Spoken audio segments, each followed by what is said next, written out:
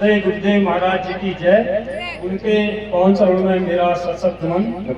परम गुरुदेव जी, हम हमेशा सस्पेंस कंफ्यूजन में रहते हैं कि संसार में जो त्रिगुणात्मक माया है, रजोगुण, सतोगुण, रजोगुण और तमोगुण, इन तीनों से परे हम कैसे भक्त करें और भगवान की सच्ची आराधना किस रूप में की जाए, क्योंकि हम सभी लोग तीनों गुणों से बने हैं और हम एक गुण को छोड़ते हैं, दूसरे गुण का आनंद लेते हैं तो उसमें भी हमें दुख होता है। फिर तीसरे गुण के करते हैं, सतोगुण में भी जाते हैं, तब भी हमें थोड़ा सा अनुभव होता है कि तब भी हमें वास्तविक मंजिल नहीं मिली है। तो तीनों गुणों से परे कैसे रह जाए, परम आनंद की प्राप्ति कैसे की जाए, इसका उत्तर चाहते हैं। बिल्कुल सच्चे प्रश्न है। आज आप पहली बार आ रहे हो सर? हाँ, बहुत सुंदर। अभी मैं ये चरित्र पहले आ चुका है, सतोगुण, रजोगुण, तमोगुण। किसने सुना भैया? हाथ खड़ा करो। मुझ में बताता श्वेत वर्ण तमः प्रोक्ता। हम गृहस्थियों के लिए ना सत्वगुण, ये सत्वगुण सन्यासियों के लिए है, हम लोगों के लिए केवल रजोगुण है, और तमोगुण ये तांत्रिक विद्या और पापी लोगों के लिए है। पर लेकिन दुर्भाग्य की बात है कि हमने एक ही मनुष्य व्यक्ति ने ये तीनों गुण अपने ऊपर डाल दिए। कहीं पर सतोगुण का दिखावा कर रहा है तो कहीं पर रजोगुण का बखान कर रहा है, तो कहीं तमोगुण जैसी हरकतें दिखा रहा है। वस्तुतः जो आपने बोला ना सत, तम और रज, वस्तुतः ये सतगुण गृहस्थियों के लिए तब था जब वो भगवान की भक्ति करे। अब देखो सतोगुण में अगर आप रहोगे तो आपको तो घर गृहस्थी वैसे छूट जाएगी, घर बार वाले हैं आप। हाँ, तो महाराज वो बड़ी दिक्कत है कि अगर आपने रजोगुण को नहीं स्वीकार किया तो, यानी कि अगर आपको भगवान की भक्ति करनी है तो केवल आपको सतोगुण का ही आश्रय लेना पड़ेगा, रजोगुण और तमोगुण निकालने पड़ेंगे। अब अकस्मात आप बीमार पड़ गए, डॉक्टर कह रहा है कि भैया लहसुन प्याज खाओ और ये करो वो करो, तो नवरात्रि का समय पड़ रहा है और ऐसी दवा दे दी तो तमोगुण से युक्त हो, तो आप खाओगे कि नहीं खाओगे? बताओ, प्राण त्यागोगे या रजोगुण को स्वीकार करोगे? रजोगुण स्वीकार करना पड़ेगा। तो गृहस्थ जीवन में जब तक आप है ना, तो तब तक ये तीनों गुणों को त्याग पाना बड़ा मुश्किल होता है। उसमें भी तमोगुण और रजोगुण। सत्वगुण तो कोई अपनाता ही नहीं, और सत्वगुण जिसने अपना दिया वो तो सतयुग का हो गया, फिर यानी कि परम तपस्वी हो गया। तो इसलिए गृहस्थ जीवन में उतार चढ़ाव। सद्गुण क्या है? प्रातः। रजोगुण क्या है? मध्याह्न। तमोगुण क्या है? रात्रि। इसलिए इन तीन पहरों से तो हमको गुजरना ही पड़ेगा। लेकिन गुजरते हुए जैसे अब रास्ता है, रास्ता उबड़ खाबड़ है, ठीक है नहीं? तो उबड़ खाबड़ रास्ता है, लेकिन जाना उसी रास्ते से, रास्ता दूसरा नहीं है। तो जाओ लेकिन समझदारी से। अगर आपके पास सत्वगुण है तो वो तो बहुत बड़ी खुशी की बात है। अकस्मात अगर आपके अंदर रजोगुण आ जाता है, अहंकार, तो महाराज वो तो रास्ता है, चलना तो पड़ेगा रजोगुण के रास्ते में, लेकिन अहंकार से, अहंकार आपसे टकराएगा, लेकिन वो अहंकार का चूल्हा अपने ऊपर ओढ़ने मत देना। फिर चलते चलते एक रास्ता किसका है? तमोगुण का। तो अंत में तमोगुण वाले रास्ते में भी आपको जाना ही जाना पड़ेगा। त्रिगुणातीत हम मनुष्य नहीं हो सकते महाराज। शंकर स्वयं त्रिगुणातीत नहीं है, समझ रहे ना?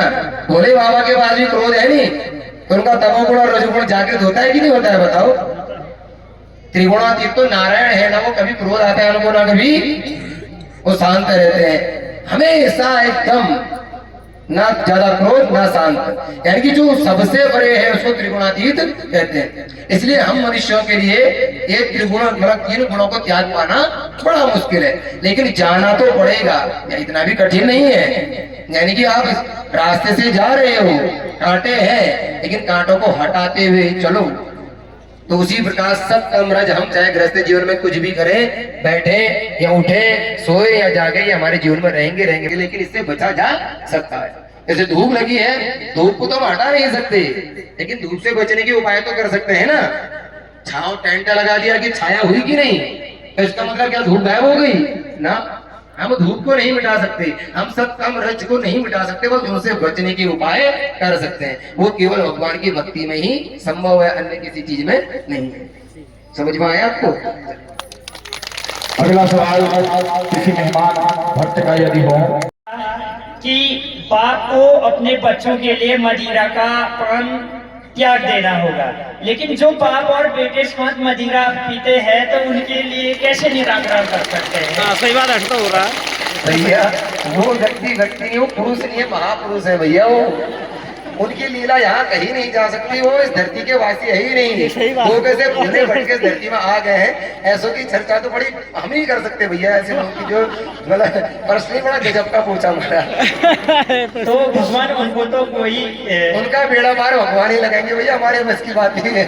तो भगवान तो हमको साक्षात इन नेत्रों से दर्शन नहीं होते हैं। सही बात। तो आप ज्ञानी हैं, आप ही उनका निराकरण कर सकते हैं। दूसरा प्रश्न मेरा कौन ये है ऐसे लोग जो साथ में बैठे आए हैं या कहीं वो? अब क्या पता सर, इन दिव्य आंखों में तो नहीं दिख रहे हैं। दूसरा प्रश्न मेरा था कि हम गौ माता का दूध पीते हैं, ठीक बात है। मैं किसी के घर में गया, मैं चाय नहीं पीता हूँ तो दूध पी लिया, वो गाय भी मेरी माँ है और मेरी माँ भी मेरी माँ है।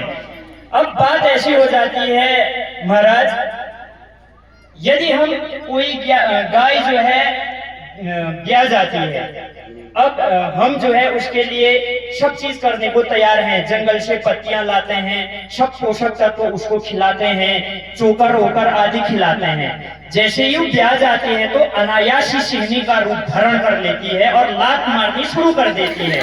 तो इस गाय को हम खदेड़ने के बजाय अपने घर में पाले रखें या खुद ही पाप का भोगी बने, तो ऐसे कैसे इसका निराकरण क्या हो सकता है? आइए बता दो भैया, छोड़ो बताओ, आप निर्णय दो मुझे, बताओ क्या करना चाहिए। समाधान हो गया आपको भैया? आप लोगों ने ही इसका समाधान दे दिया। चाहे भैया माँ कितनी ही कुपित क्यों ना हो, आपको माँ ने बचपन में मारा कि नहीं मारा? तो आपने छोड़ के क्यों नहीं आई उनको बाहर? क्यों मारा उन्होंने आपको? कभी कभी माँ बाप इतना मारते हैं कि व्यक्ति की सांसें रुक जाती है। होता है कि नहीं होता है? हमने तो भैया इतने तक भी मार खाई है, तो हमने तो नहीं त्यागा भैया अपनी माँ को।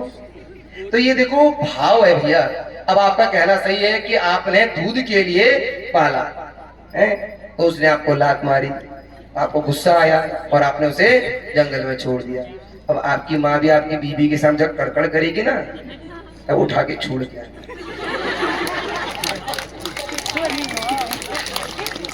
छोड़ने का अधिकार फिर भी नहीं दे सकते, इसलिए हमारी माताजी स्वस्थ हैं। आप आओगे वहां जमीन भी काफी है, बगीचा है, घास आज की कोई कमी नहीं है।